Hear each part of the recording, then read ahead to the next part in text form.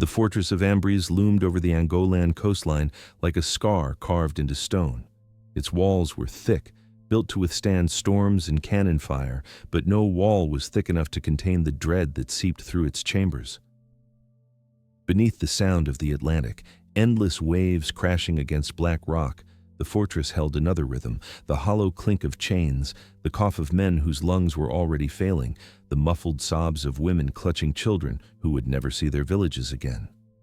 To the Portuguese, Ambriz was a hub, one more link in a chain of forts and ports that funneled African bodies into the belly of ships. But to those locked inside, it was the waiting room of death. The captives had come from everywhere. Some were warriors captured in battle. Others were farmers, stolen in raids that struck without warning at dawn. Entire families had been torn apart, tribes scattered into the machinery of the trade.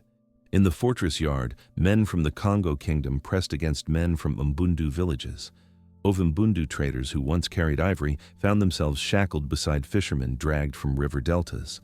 Their languages were different, their gods were different, but their chains were the same. In the damp air of Ambriz, words no longer mattered as much as glances, the silent nods that carried the weight of despair, the flicker in the eyes that said, "We are not broken yet." The Portuguese guards believed otherwise. They strutted through the courtyards with whips dangling from their belts and muskets slung across their shoulders. Drunk on palm wine, they laughed loudly, mocking the cargo that would soon fetch silver across the sea. For them, this was routine. Captives were held for weeks, sometimes months, until enough bodies were crammed into the fortress to fill a ship's hold. Once the number was reached, the prisoners would be marched down to the harbor, branded, and packed into the lower decks. From there, most would never return. The middle passage was a floating graveyard, and everyone inside the fortress knew it. But Ambriz was different. By the 1840s, rumors had already begun to circulate along the coast. Stories of ships where captives rose up, of men who seized vessels and forced sailors to turn back, of escapes that defied the entire Atlantic system. These whispers moved from village to village, carried in secret songs and quiet testimonies. The guards dismissed them as nonsense, as tales told to comfort the condemned. Yet inside the fortress walls, hope and desperation fused into something dangerous. On the night of the uprising, the sky was heavy with stars, but the fortress seemed darker than usual. The sea roared beneath the cliffs, carrying with it the smell of salt and decay. In the courtyard, guards leaned lazily against the walls, trading jokes in Portuguese, their muskets propped beside them. A jug of wine passed from hand to hand, dulling their vigilance. Inside the holding barracks, however, there was no dullness, only the sharp tension of men and women who had decided that this night would not be like the others. It began with whispers. Prisoners huddled close, speaking in fragments, their words stitched together across languages by gesture and urgency. A rock hidden beneath straw, a rusted knife stolen from a careless guard, a length of chain wrapped around a fist. Small things, almost nothing, but enough to ignite a storm. In the silence of the barracks, plans were made not for survival in captivity, but for revolt. The idea was unthinkable, almost mad, to burst from the fortress, overwhelm the guards, and seize one of the ships anchored in the harbor. If they could take the ship, perhaps they could sail home, or at least vanish into the vast Atlantic rather than into the plantations of Brazil. And then, the silence broke. A guard staggered through the barracks door, half drunk, his torch flickering. In an instant, hands shot out from the shadows. He was dragged down, his musket wrenched away, his skull smashed against stone. The sound echoed like a signal. From every corner, captives surged forward. Stones cracked bones, chains lashed through the air, knives sank into flesh. The barracks erupted into violence. Guards shouted in confusion, trying to raise their muskets, but they were swallowed by the sheer tide of bodies pressing forward with a ferocity born of desperation. In the courtyard, flames flared as torches were seized and hurled against wooden doors. Prisoners poured into the open air, their eyes reflecting the firelight. They roared, not in one language, but in many, a chorus of fury that shook the walls. Guards stumbled backward, firing wildly into the crowd, but for every captive who fell, two more surged ahead. The fortress became a battlefield, its stone corridors painted with blood, its air filled with smoke and screams. Down at the harbor, the night became even more chaotic. Sailors on anchored ships woke to the sound of shouts and gunfire. From the fortress gates, figures came running, men and women armed with stolen muskets, with farm tools, with anything that could cut or crush. They stormed the docks, some plunging directly into the water to swim toward the ships. A few reached the decks, grappling with sailors in brutal hand-to-hand combat. Imagine the scene. The dark outline of a slave ship against the stars, its deck alive with firelight as men once bound in chains fought desperately to turn the very vessel of their enslavement into a vessel of freedom. For a moment, it seemed possible. For a moment, the air was alive with the impossible vision of captives seizing control, of the tide turning against centuries of empire. But the Portuguese were quick to respond. Reinforcements from nearby garrisons descended on the harbor, muskets flashing, sabers slashing through the dark. The battle turned. The rebels, exhausted and outnumbered, were cut down one by one. Those who survived were dragged back in chains, their bodies broken, their defiance marked for punishment. By dawn, the uprising was over. The fortress stood blackened with soot, its courtyard slick with blood. The Portuguese commanders called it madness. They executed the leaders, displayed bodies as warnings, and tightened the chains on those who remained. But though the rebellion was crushed, fear lingered in the minds of the oppressors. For one night, the balance of power had shifted. For one night, the fortress of Ambriz had trembled before the will of the enslaved. The records are scarce. Merchants and colonial officers wrote only fragments, often downplaying what had occurred. Yet even in their reports, the terror is clear. They had expected submission, silence, and resignation. What they found instead was resistance, raw, defiant, and unforgettable. Word spread along the coast, whispered in villages, carried inland to those who had never seen the ocean. The lesson was simple. Even at the very gates of slavery, Africans fought back. This is the story of the Ambriz Slave Uprising, a story nearly erased, hidden between the lines of colonial documents, buried under centuries of silence. A story of men and women who refused to accept their fate, who dared to raise their hands against empire before ever stepping onto the ships of the Middle Passage. Their names may be lost, their victory incomplete, but their defiance still speaks across time. And tonight, we tell their story. In the mid-19th century, Angola was a land caught between empires. Its rivers wound through fertile valleys, its forests were alive with game, and its coast shimmered with the endless expanse of the Atlantic. To the people who had lived there for centuries, the Congo, the Mbundu, the Ovimbundu, and countless others, this land was home, a place of kings and chiefs, of harvests and ceremonies, of lineages that stretched deep into memory. But to the Portuguese crown, Angola was something else entirely. A frontier of profit, a reservoir of bodies, a gate through which millions had already been forced into the Atlantic slave trade. By the 1840s, the world was changing. Britain, once the most voracious buyer of enslaved Africans, had outlawed the trade and sent patrol ships to hunt slavers across the Atlantic. Pressure mounted on Portugal to abandon the trade as well. On paper, decrees were issued, treaties signed. Lisbon declared that the trafficking of human beings was to cease, but paper laws meant little on the ground. In the coves and harbors of Angola, the traffic continued, furtive, disguised, yet relentless. The profits were simply too immense and the demand in Brazil and Cuba too insatiable. It was in this shadow world that Ambriz rose in importance. Situated on the northern coast of Angola, about 50 miles north of Luanda, Ambriz was less a city than a stronghold. Its fort, perched on a cliff above the sea, was a blunt instrument of empire. Stone walls facing outward toward the Atlantic, cannons rusting in their emplacements, barracks lined with salt-stained timbers. Surrounding it were warehouses where goods were exchanged, palm oil, ivory, and above all, flesh. Ships anchored in the harbor to unload barrels of rum, muskets, beads, and cloth, items that were traded inland for captives. The fortress became both marketplace and prison, a hinge between African wars and European greed. For the Portuguese, Ambriz was an indispensable outpost. Luanda might have been the capital, but Ambriz was the artery through which the illegal trade continued to flow. Local middlemen, some African, some of mixed Portuguese descent, acted as brokers.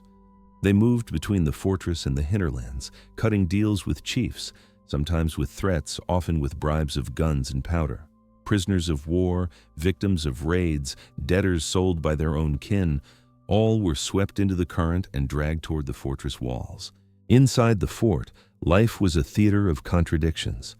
The Portuguese officers lived in relative comfort, stone rooms with small windows, tables laden with imported wine and salted cod, letters arriving from Lisbon or Rio de Janeiro.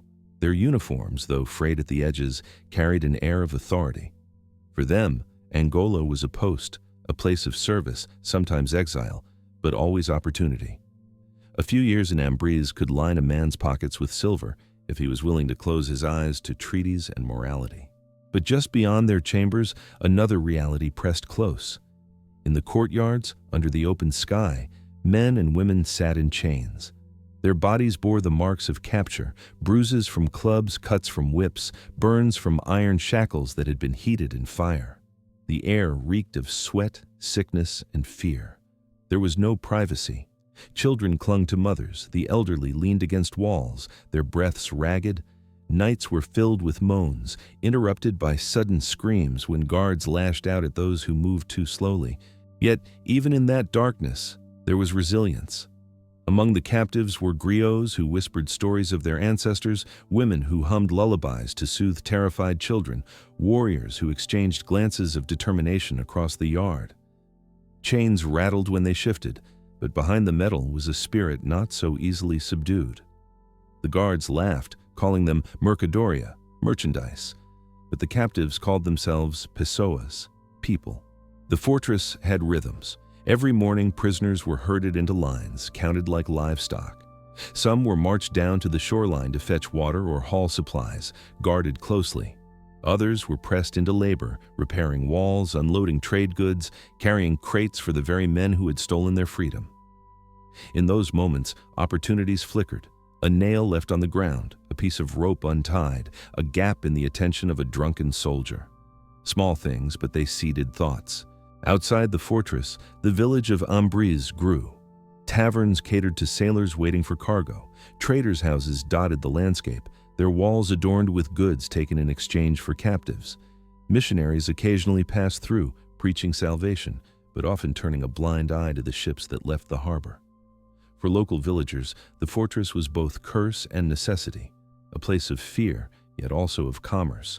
Markets bustled with fish, cassava, and palm oil, even as the shadow of the trade loomed over every transaction.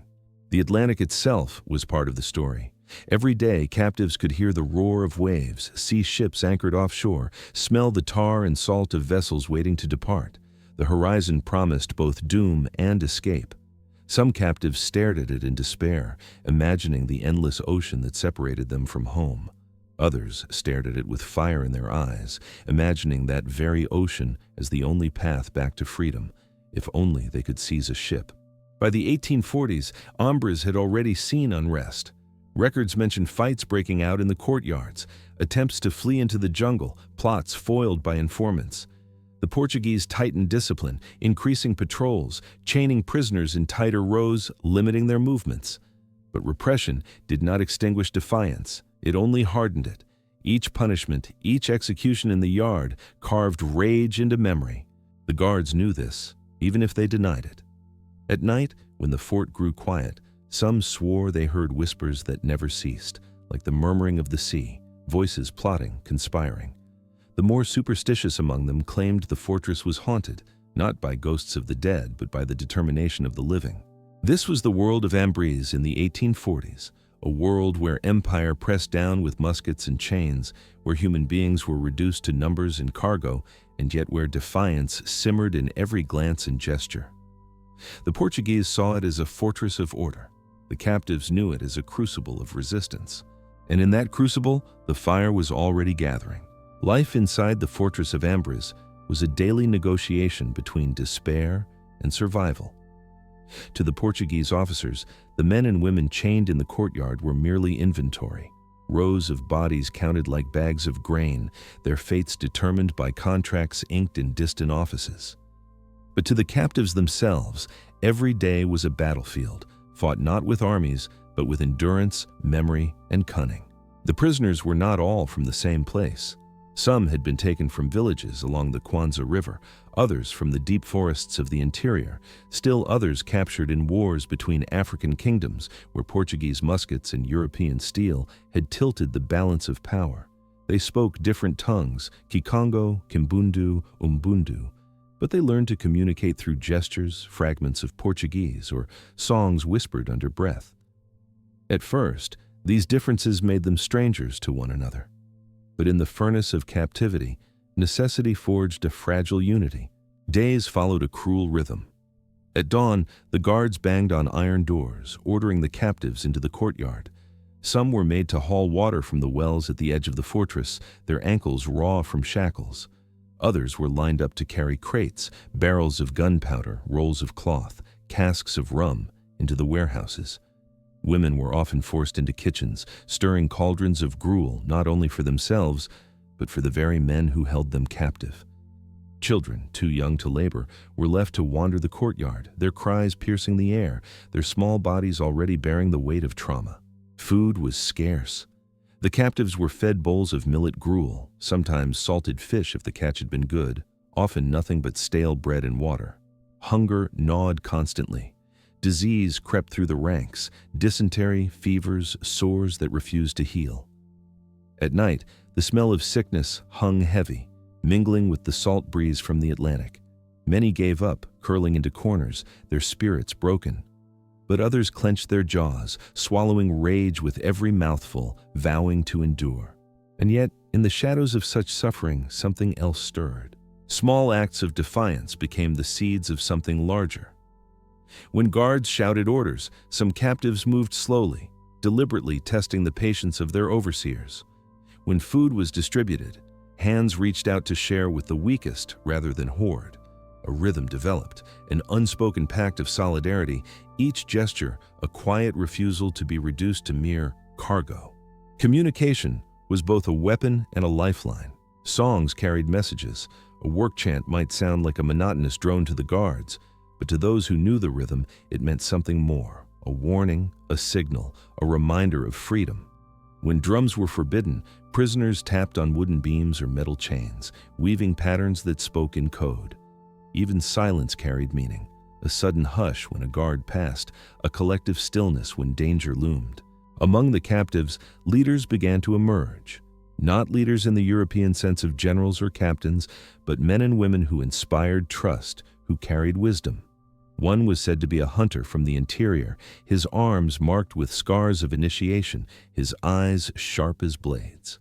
Another was an elder woman who had lost her family but comforted others as though they were her own children. Still another was a youth, barely 20, who spoke multiple languages and acted as interpreter, his quick wit earning respect. These figures began to knit the prisoners together, slowly, discreetly. The fortress itself became their map. Every day they learned more about its walls, its weaknesses. They watched how the guards changed shifts, when the lazy ones drank too much palm wine, when others nodded off in the heat of the afternoon. They studied the harbor, counting the ships, noting which were armed and which seemed lightly crewed. They saw where keys were hung on belts, where ropes were stored, where barrels of powder were stacked.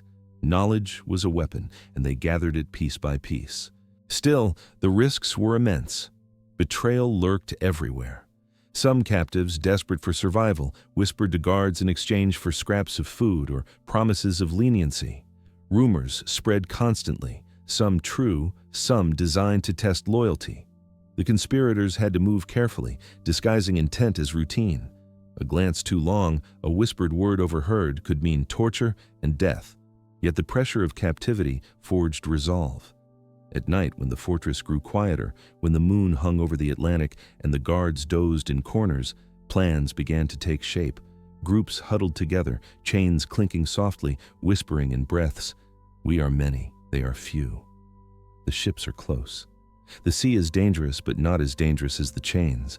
Mothers cradled children and whispered promises they were not sure they could keep. that one day their sons and daughters would walk free, that the ocean would not swallow them but carry them home. Warriors clenched fists, imagining the taste of vengeance. The will to rise was no longer a question of if, but when, and the guards, in their arrogance, did not see it. They thought the captives too broken, too divided, too afraid to resist. They mistook silence for submission, and they mistook hunger for weakness. They did not see the glances exchanged, the rhythms tapped, the way that every act of cruelty only hardened resolve. The fortress was a prison, but to those within it was also a forge, and in that forge rebellion was being shaped. The uprising in Ambriz did not erupt in a single instant of rage.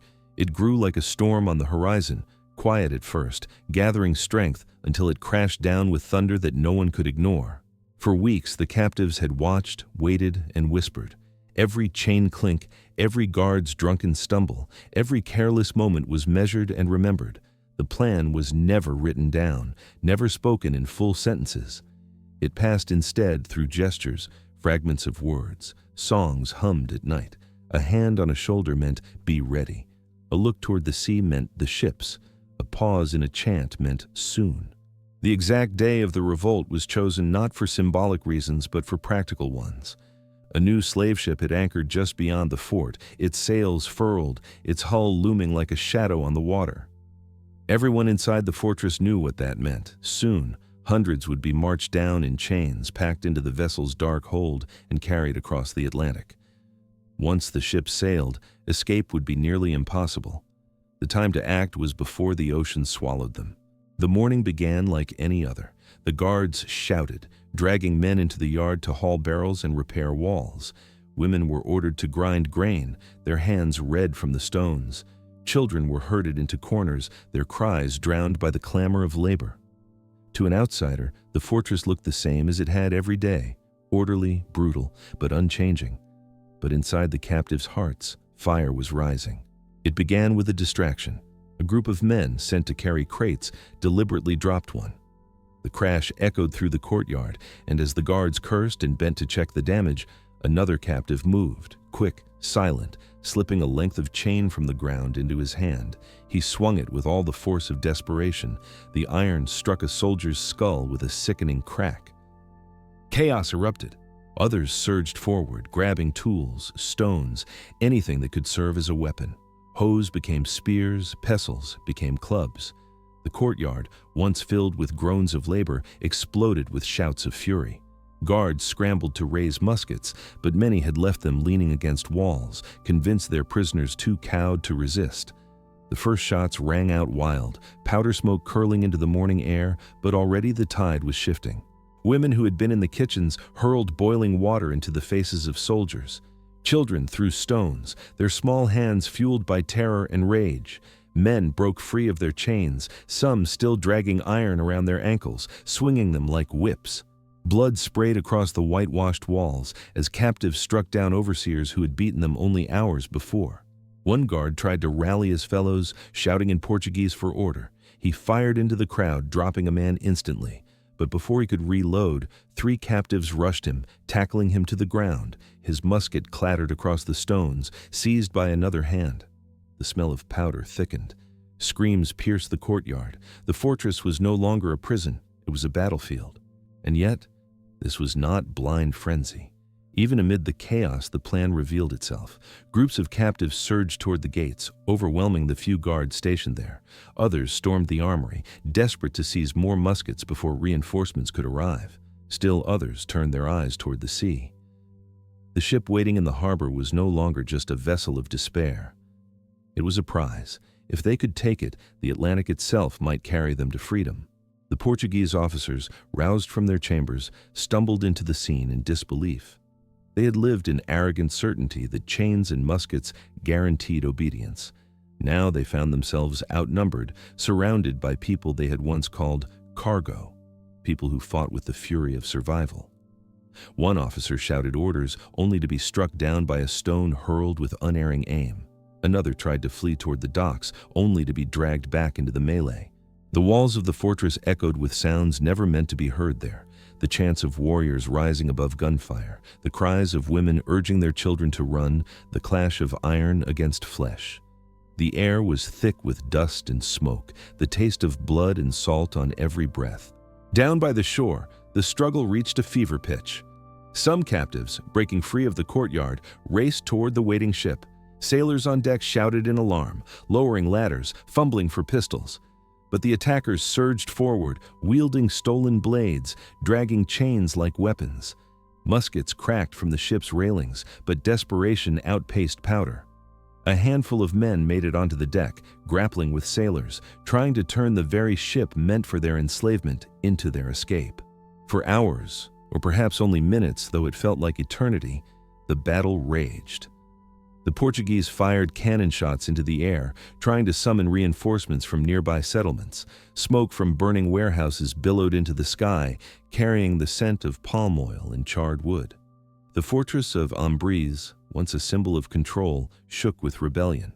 And in that storm, something irreversible happened. The illusion of power shattered. The Portuguese realized that no wall, no cannon, no treaty could erase the truth, that those they called slaves had the will to fight, the courage to strike, and the power to terrify their masters. The revolt would not last forever. Guns and ships, empire and reinforcements would weigh heavily against the captives. But for that day, in that place, the enslaved of Ambriz seized the fortress of their captivity, turned fear into fire, and reminded the world that resistance could erupt anywhere, even at the very gates of the Atlantic. The revolt at Ambriz was like lightning, sudden, blinding, and unforgettable. But lightning is followed by thunder. And in Angola of the 1840s, thunder meant reprisal. When the first smoke rose above the fortress, nearby Portuguese settlers and merchants in the surrounding villages realized something had gone terribly wrong. Some fled inland, fearing that the rebellion might spill into their streets. Others rushed to raise alarms. Riders were dispatched to Luanda with desperate messages. "Ambriz is aflame. The slaves have risen. Send soldiers at once." Inside the fortress, the captives fought with unmatched fury, but muskets and cannons were cruel arbiters of fate.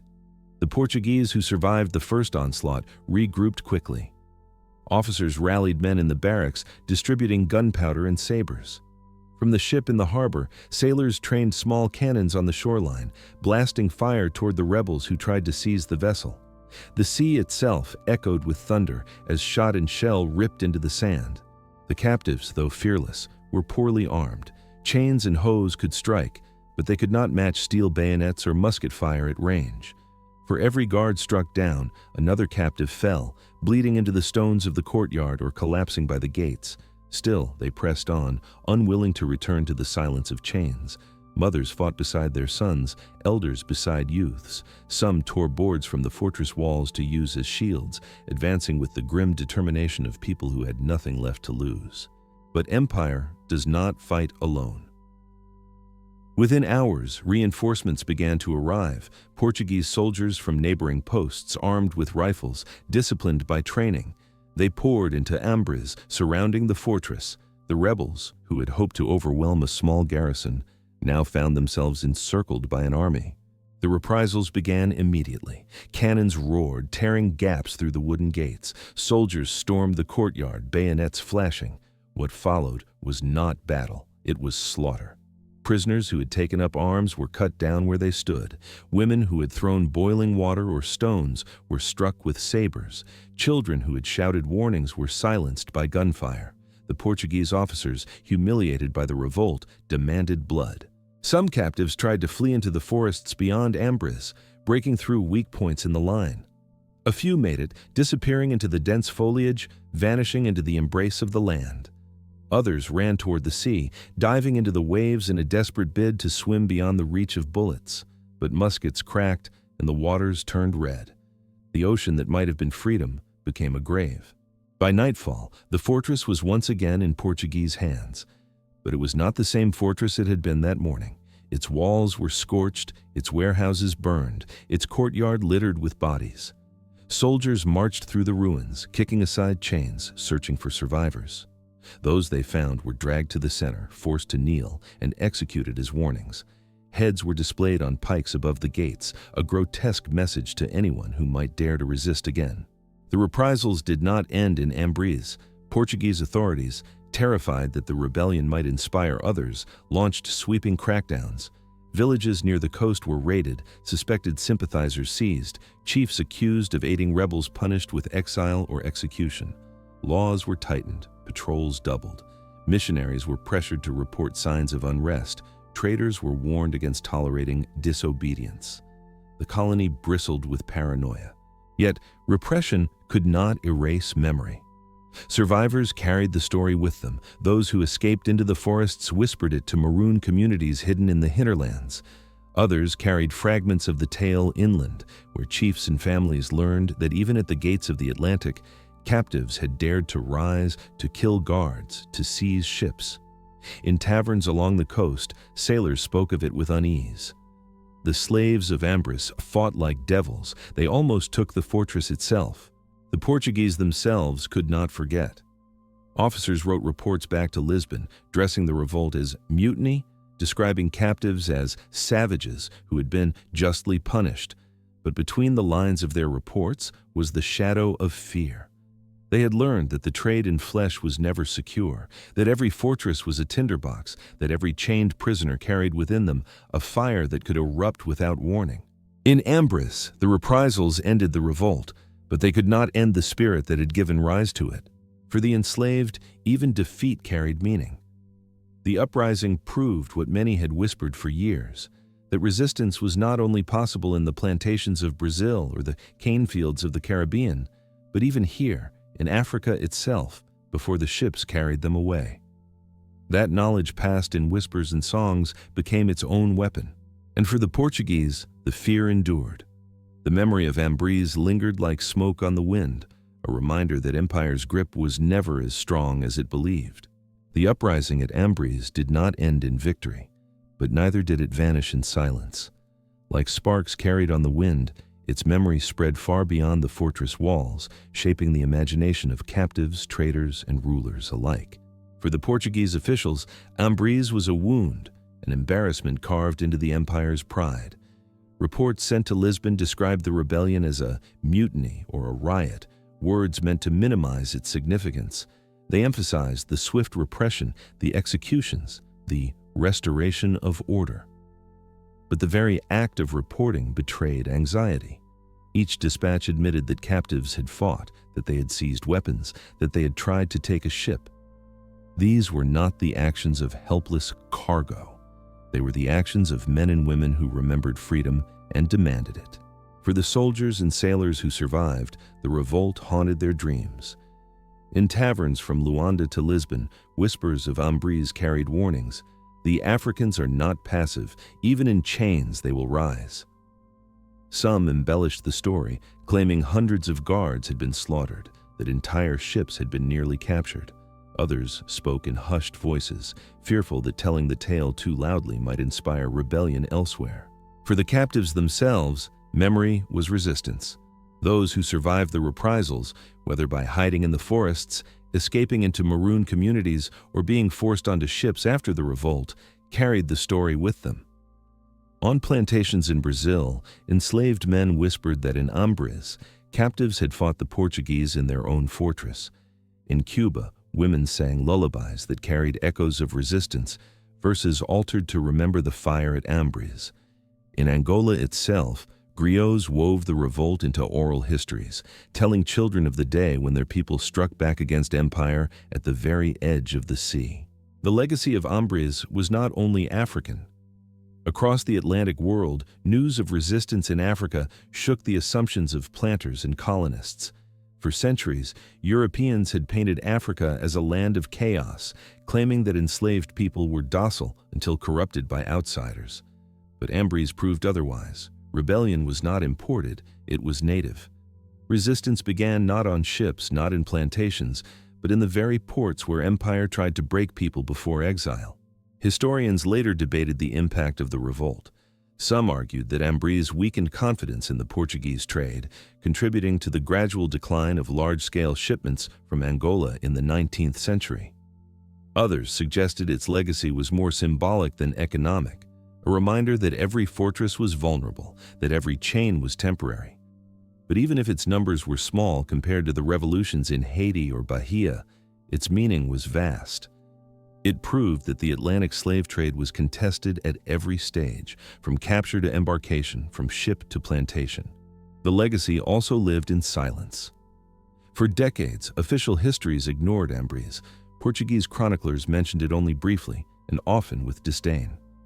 The story survived instead, in fragments, in the songs of Angolan villagers, in the whispers of Afro-Brazilian communities, in the scattered reports of European merchants who admitted, reluctantly, that enslaved Africans had fought with extraordinary ferocity.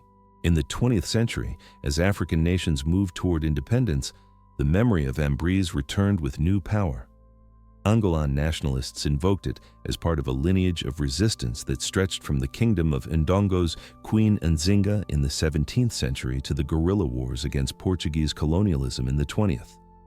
In pamphlets, speeches, and rallies, Ambriz was remembered not as a failed revolt, but as a spark in a long chain of defiance, a reminder that Angolans had never accepted domination quietly. Even today, Ambriz carries ghosts. The fortress, weathered by salt and time, still stands in ruins. Fishermen mend their nets near its crumbling walls, children play in its shadow, and tourists occasionally wander through, unaware that its stones once ran with blood. Local elders, however, still tell the tale of the day captives rose against their guards, of the screams that mingled with gunfire, of the defiance that could not be extinguished. The legacy of Ambriz asks us to rethink the history of slavery. Too often, the story is told as if enslaved people were silent victims, stripped of agency. But Ambriz reminds us that even in the darkest corners of empire, even before the ships carried them away, men and women resisted.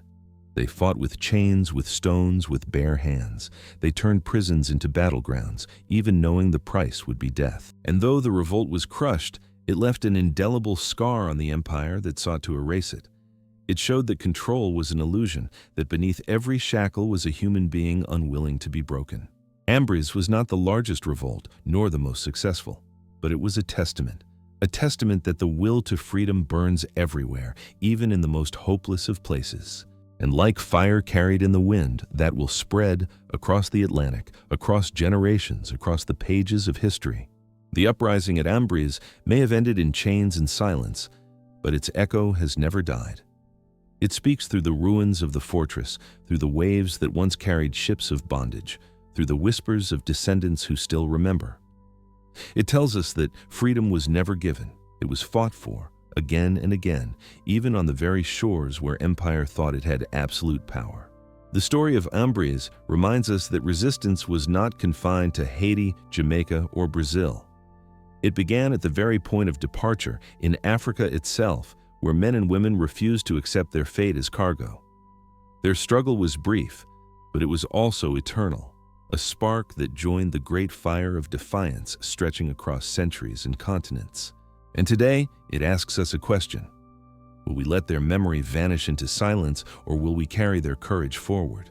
If this story moved you, don't let it fade. Subscribe to this channel to uncover the hidden rebellions that history tried to erase. Share this video so others may know that even in the darkest of prisons, the fight for freedom never died. And leave your thoughts in the comments, because dialogue keeps memory alive. The stones of Ambriz still stand, but the voices of its captives live only if we choose to remember. The past still speaks. The question is, are we willing to listen?